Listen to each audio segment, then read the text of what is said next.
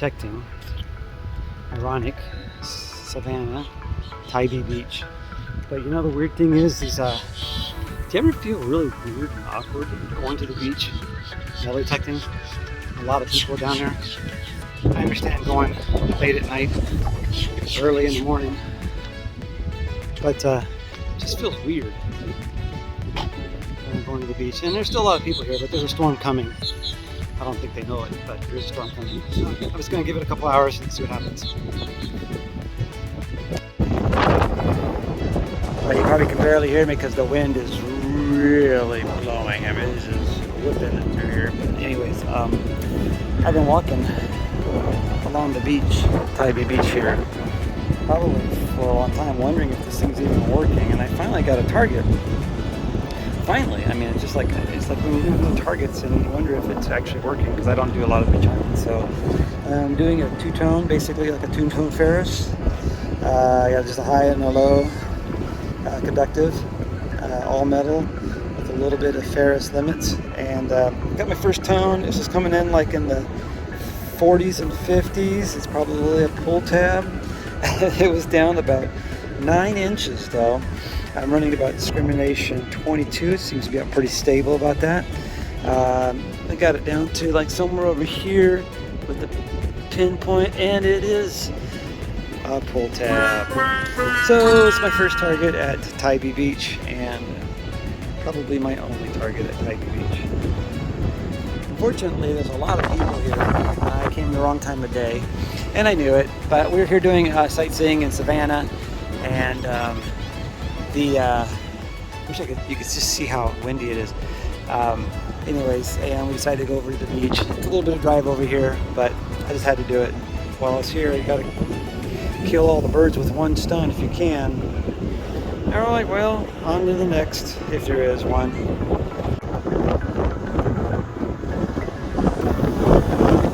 There's somebody else out here metal detecting. At least he knows what he's doing.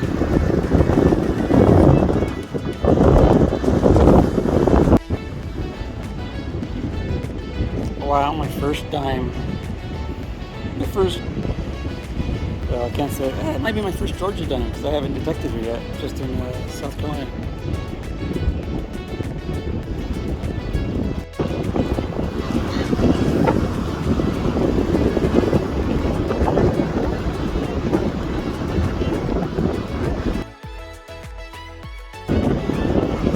There's another guy there, another detecting there.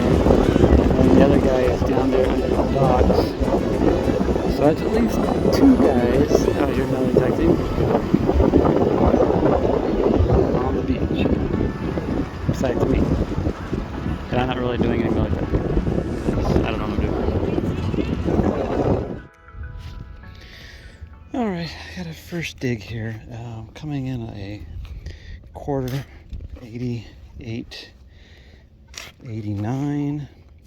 Says it sounds pretty shallow. I mean, it sounds pretty shallow. It's saying that it's 3 bars, but if I had to guess, it's probably only maybe 3 inches. And like I said, I don't foresee this being silver, but it is the first dig. So let's see what we have. First digs. Oh, see, it's only about 2 inches down. And love this sand knot.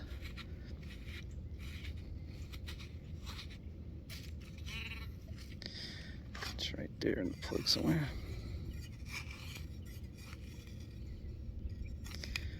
And it's just a quarter as predicted, but you never know. That's the whole weird thing about metal detecting. Well, sometimes, at least with the E-trac, you kind of know. Just kidding. I haven't had enough time on the machine to like really learn the numbers to decipher whether that would have been a silver or not. But my guess is, like with most places, this school is, I'm at a school property. It could be 1950s. And my guess is that anything really good is going to be a little deeper, even though this thing still has a problem showing me 3 bars for something 2 inches down. like a quarter. That's still a problem. The update didn't fix that, but we'll see. Well, this was a scratchy, but it was coming up 90. They still haven't fixed the penny issue. A 1960 greenie should have been coming in and around probably 68, 70 probably, but it was down about 6 inches. So we're getting close to that depth, right? 6 inches, 1960s. All right, I got a wee. Trying to changes everything a little bit. This was weird because I was trying to guess what this was before I dug it, because I kind of noticed the last few times the dimes for me have been coming in a little lower. So the clad dimes have been running at about 78, 79, 77, and this one was bouncing right in that range, but it was clucking between the two tones, so it might have been a 75 for me in a 5-tone.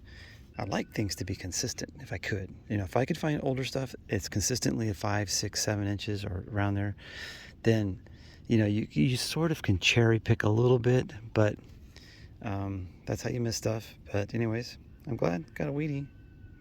At least it gives me hope for the site. I know it's old enough to have silver coins here, but like I've been finding a lot of places over here on the East Coast, a lot of places have been picked through pretty dang good. Not having much luck with old stuff. Just picked up about $1 worth of dimes, and a quarter, a few pennies, a nickel. Not much else yet. Got a guy here mowing the lawn. He mowed a little bit out here and then he stopped. I think there used to be, kind of hard to tell, but I think there may have been a baseball diamond this way, here, and one over there.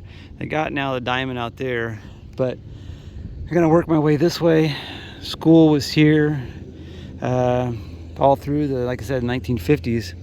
So, and then hopefully get around the front. They do got a lot of people here though. They got some workers here, him, and then there's some other stuff going on in the front. I hate being here when there's school people here because I don't want to be kicked out for any reason. You know, summer, but nobody's here. And there's no fence. This is great because most of the towns I've gone to have had fences around their whole schools. Of course, like Vegas and I don't even remember some of the places I've been to, but they're all fenced off. They always say no trespassing and stuff like that. But it's nice to have a school that's wide open.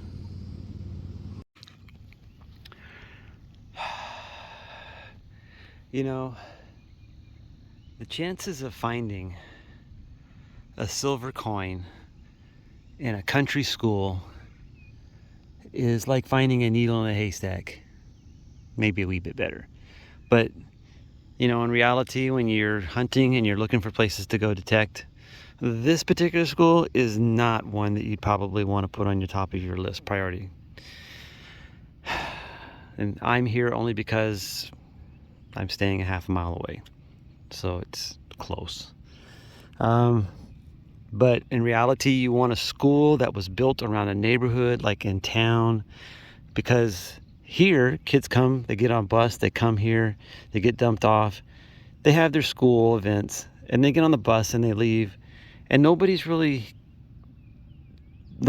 coming to the school like after school hours or weekends. Probably there are no houses really around here.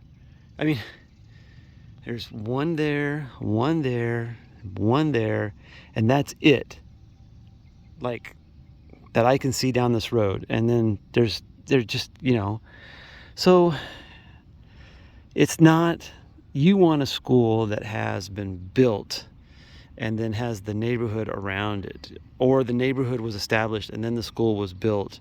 If you can figure that out on the topographicals, those are the prime locations, because you're going to have almost, you know, daily activity at the school, after hours, etc. Here it is like finding a needle in a haystack. Now, I found 2 wheats yesterday when I was here, so I'm meandering this field here, out here, because there's a baseball diamond right there, but that's not the old one. I think the old ones face this direction, but it really wasn't distinctive on the aerials, and I don't even know if this place actually had a baseball diamond. So I'm giving this little field a walkthrough randomly, and I'm gonna start gridding again over there where I left off. And so I'm walking through the field. I have like I don't know. This is actually a test one because it's kind of funny. I have a high tone right here, a chirpy high tone, but then I had this high low tone right here. And I'm wondering if I was getting a little bit of a bleed, kind of like falsing, like nail falsing. You get that little high tone. So I was going to dig the low tone first and then stand up and see if the high tone was still there, because the high tone actually sounded weaker and deeper. So this is my low tone, and it's a ring, but it's not gold. It's goldish in color. It looks like it's going to be just a junk ring, but it's too bad that wasn't real gold. It does have some markings on the inside, so let me get my cleaned up and get my glove situated here a little bit. That was only down about 2 inches. But one thing about this field, though, so this field before the school looked just like that field over there, and that's got like soybeans or something on it. I don't know, but it's growing something just like the field next to it. These 40-50 acres along with that one. So all of this land was farmland. So it's very possible that you could pick up a random really old piece of something in here. But again, it's a needle in a haystack.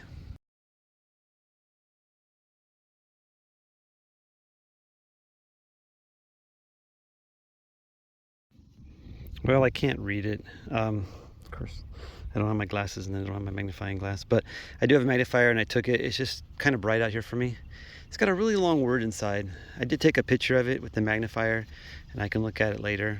And I'll read that and post it. But of course, I think it's just a junk costume jewelry ring. It probably just says Cracker Jack or something on the inside. Who knows? But I'll take it. So normally I would miss this because I have it discriminated out. But if you're on the beach and you want to get all the gold, you pretty much, I think, have to be an all metal. Maybe notch out one. But because I know some of the small gold and stuff comes in, like you can get like 2s and 4s and things like that, and especially I think necklaces. But most of you guys out there who do beach hunting would know better than I would. But I do know that some gold comes in really small. Like I had on my E-trac, I had a gold come in like a really low 10, different than the Manticore, but a very low number. And I saw this little target here. I saw it shining, and I thought it was a piece of metal. So I went over it. It didn't detect it, so I took it in all metal, and it was kind of giving me a grunty sound, almost like iron. But also when I looked down, it was giving me like a 2-4, 2-4, really low number.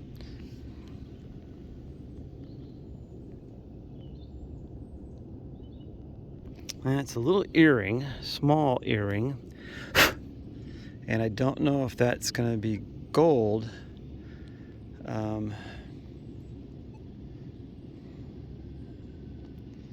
But definitely something to look into, right? It's very small, not perfect circle. It's giving me kind of a scratchy sound. Well, I said earring, but I don't know if that's an earring. That's kind of a weird. Doesn't really. Oh, I see. So that opens up and goes like that. Okay. Well, I'll have to wait and see if I can see any numbers in there. But yeah. So second little piece of bling today. I'll take it. I'll check it and see if it's got any markings.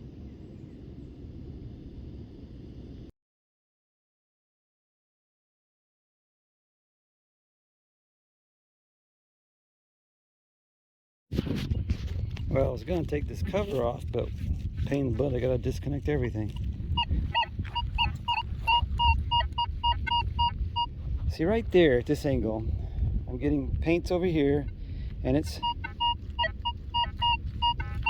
you can hear some iron mixed in there. It's bouncing in the 90s, 90, 87. 96, 97, 92. Of course, got full bars, which to me doesn't mean anything with the Manticore. But what caught my attention with this particular target was that it wasn't the best. This is how I found it right here. That's 67.85. And what caught my attention was that it sounded like it was a little deeper.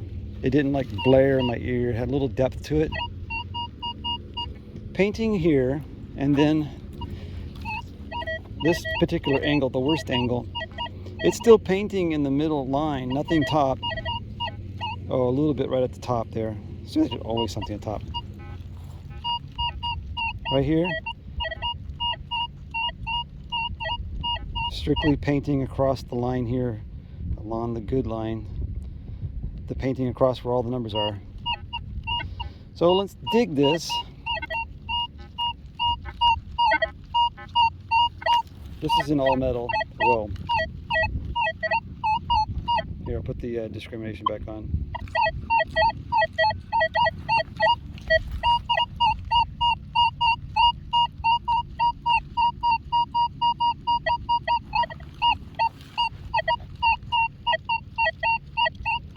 All right, let's dig it.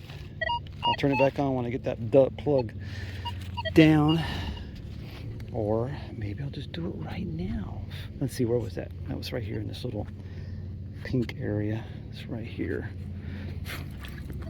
So most of my targets, I mean, I've been disappointed not being able to find very many deep targets. Everybody says that the Manticore goes deep, but you know, I wish I could find deep targets. I mean, seriously, most of my targets are pretty shallow, and then when I get one like this, I get excited because even though I know it's not super deep, I'm expecting it. I'm hoping that it's at least 7 inches. You know, I'm hoping it's down at the bottom of that plug. Giving me 4 full bars. Full bars. Oh man, the sand really sucks.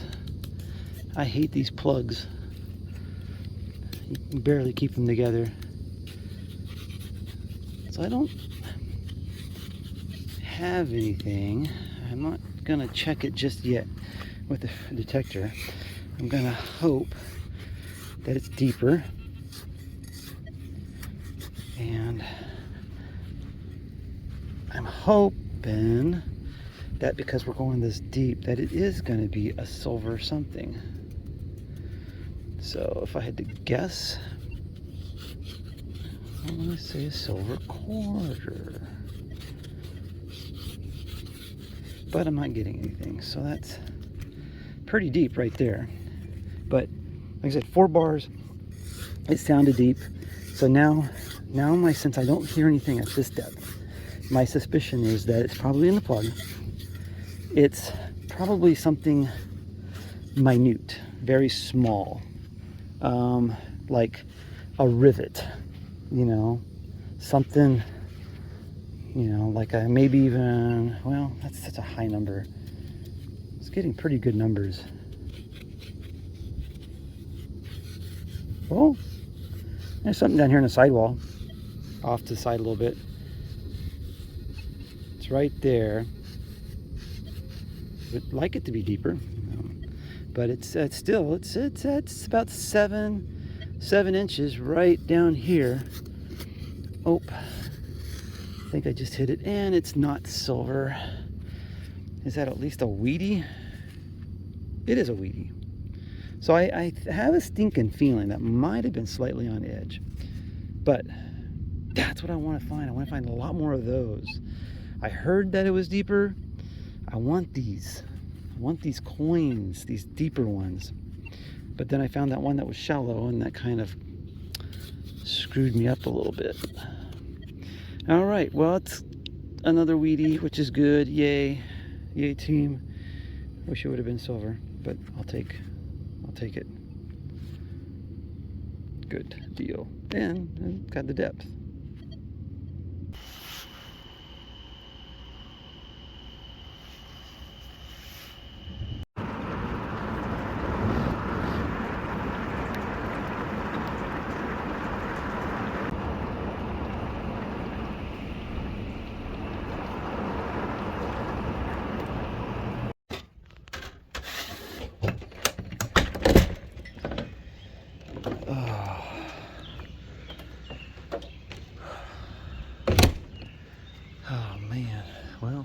Yesterday I blew this all off at the morning after the storm. The branches, look at that big branch. Ooh. Oh, their little tent thing came down. Oh, I wonder if anybody had any bad trees fall on them last night or at all. Well, the truck looks good. Let's go take a peek at top of the. Let's go take a peek at the top of the trailer.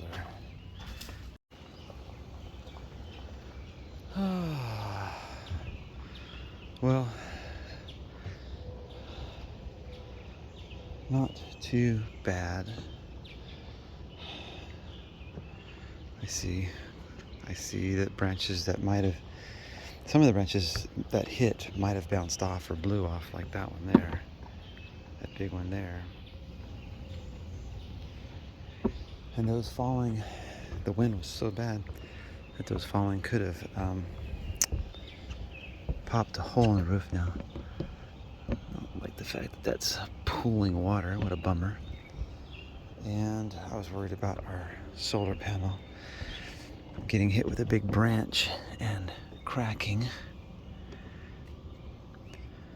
And looks pretty good. All in all, everything looks pretty dang good. Knock on wood. We haven't had any leaks, and some of these really big downpouring rains. All right, things look good. I don't know how the rest of the campground fared. They pulled in last night, and they pulled in yesterday, so they were both renewed from yesterday, just in time for the storm. Oh, and so did they, the Colemans over there, the ones with the destroyed screen tent. Well, the maintenance guys are out doing their piles today. I think I got a lot of piles outside mine place. Anyways, I still got to blow the top of my trailer off. I'm waiting for it to dry up a little bit, and I'll get up there and blow it. And in the meantime, let's go do some detecting.